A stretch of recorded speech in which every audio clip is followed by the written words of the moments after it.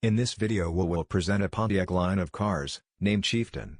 It would ultimately end in 1958, but here we will have a look at the first generation, manufactured 1949 to 1954. As usually in these series, I will show a bunch of mostly original, unmolested cars. We get accustomed original features to judge restorations and repairs later on.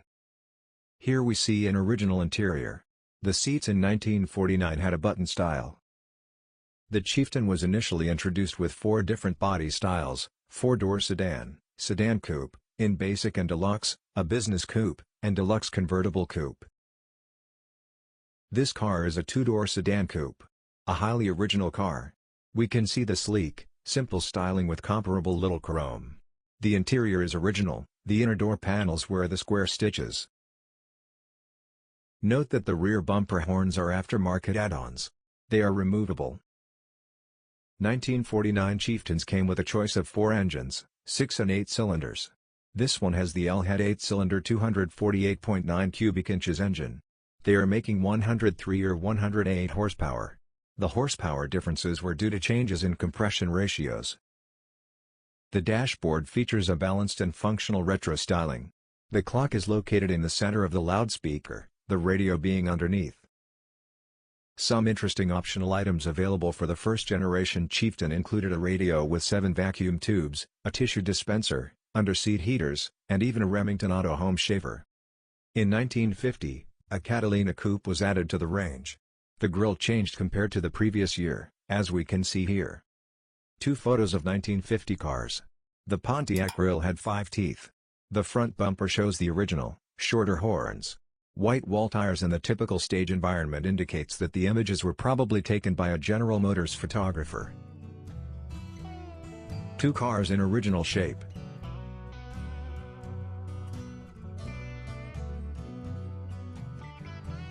The interior is very nice.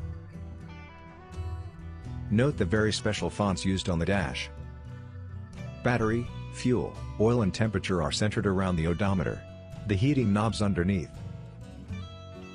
The upholstery is held in various gray tones. Pontiac sales were facing stiff competition in these years, because there was no Pontiac V8 engine available. And rocket power, advertised by Oldsmobile, and similar engine power slogans were eating on Pontiac's sales. The second car is a 1950 Catalina coupe in a 2-tone color combination. These are great-looking cars. We see the 5 Pontiac stripes.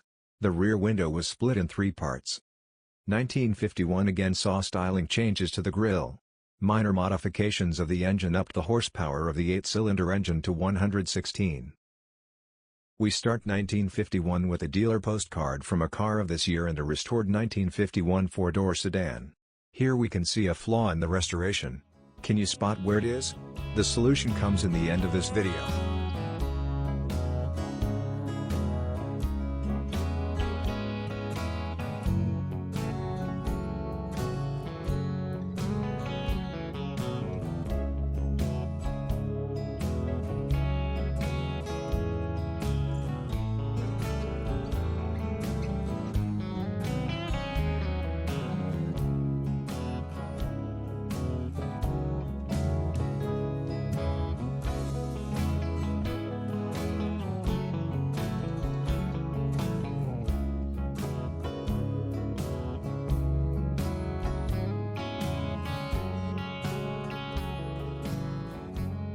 This is a rare, restored 1951 Pontiac delivery van.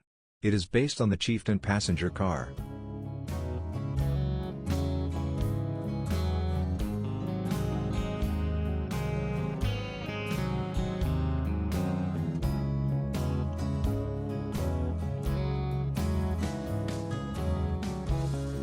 With an ad, showing the 1951 Pontiac model line, we finish 1951.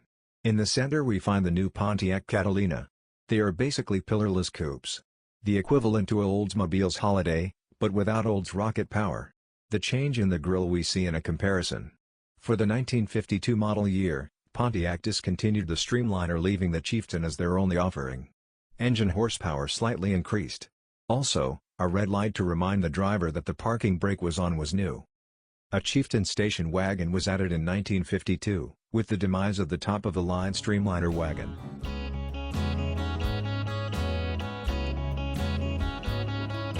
The 1952 Pontiac Catalina is a two-tone car. Not possible to deny that it is in poor shape, but the interior is all original. We can imagine what a stunning color combination when it was new.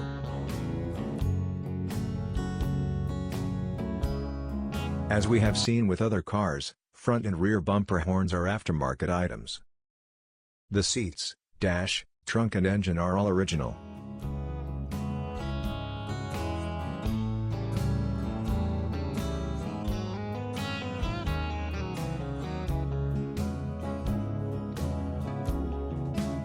On the left in this photo we can see the red parking brake feedback light. The steering wheel has deteriorated, but the center hub has not. Battery, fuel, odometer, oil and water display. The door panels have the cross-pattern stitches on the bottom.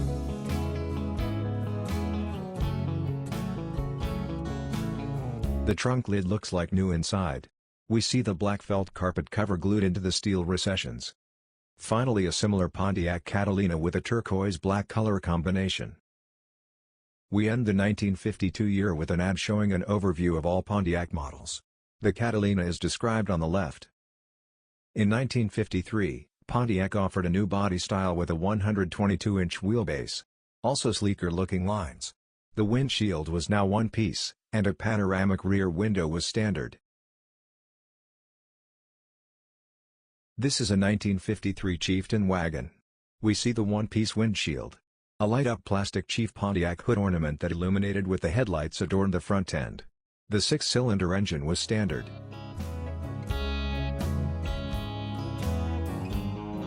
There are 3 rows for a total of 8 passengers.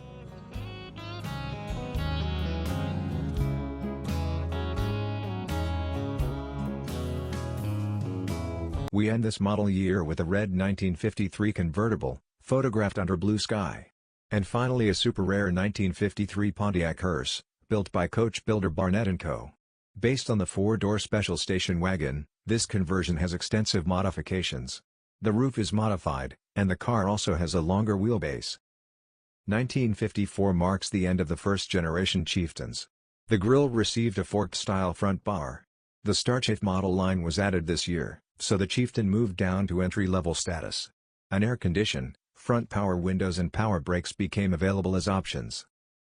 Here we see air scoops in a 1954 Pontiac with a factory AC option installed. Such cars are extremely rare. From each body type, one car, a sky blue convertible, a perfect 4-door sedan and a coupe.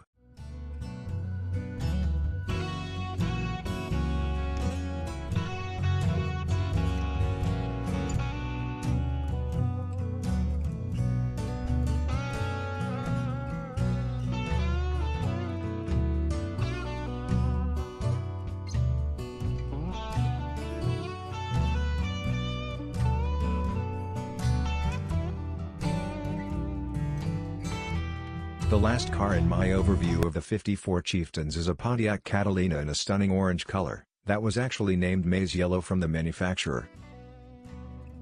Finally, a paper ad shows the complete model line of the Chieftain in the last year before the introduction of the V8 models in '55.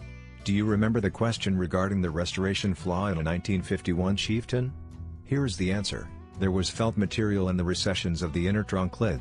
These black mats were never painted, as a comparison with an original trunk reveals. This is the end for today. Thank you for watching and subscribing. More original classic cars and information you find at classiccarzone.org.